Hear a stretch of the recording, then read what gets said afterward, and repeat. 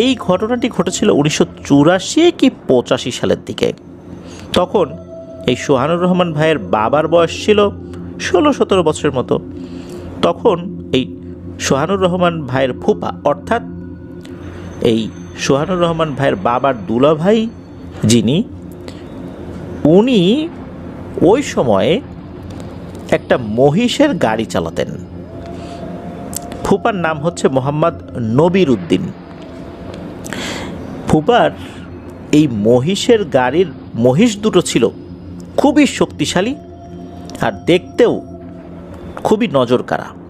যেমন শরীর খুবই পেশিবহুল আর দেখতেও সুন্দর, যে কেউ মহিষ দুটো দেখলে পছন্দ করবে। একদিন অন্য আরেকটি গ্রামের কিছু ফসল বয়ে উনি আর একটা জায়গায় পৌঁছে দিচ্ছিলেন। রাত হয়ে গিয়েছিল, অনেক রাত বিষয়টা এরকম না। তো উনি মহিষের গাড়িতে ফসল লোড দিয়ে যে পথ দিয়ে যাচ্ছিলেন, মাঠের ভেতরে চওড়া মেঠো পথ, দুপাশে ফসলি জমি। বর্ষাকালে এই জমিগুলো পুরোটাই পানির নিচে তলিয়ে যায়। তখন মানুষজন সেখানে মাছ টাছ ধরে আর কি। তখন অবশ্য পানি ছিল না, ওই সময় বর্ষাকাল ছিল না। তো রাতে যখন আসছিলেন, চাঁদের আলো মোটামুটি ভালোই ছিল, পথ চলতে অসুবিধা হচ্ছিল না। শুনশান নীরব রাস্তা। ফুপা আর তার এই মহিষ দুটো ছাড়া রাস্তায় আর কোনো মানুষকেই দেখা যাচ্ছে না, অন্য কোনো প্রাণীকে উনি দেখছেন না।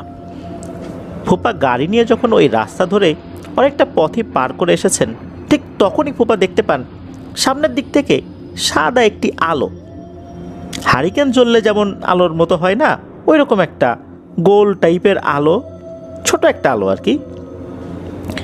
এই আলোটা সামনের দিকে এগিয়ে আসছে।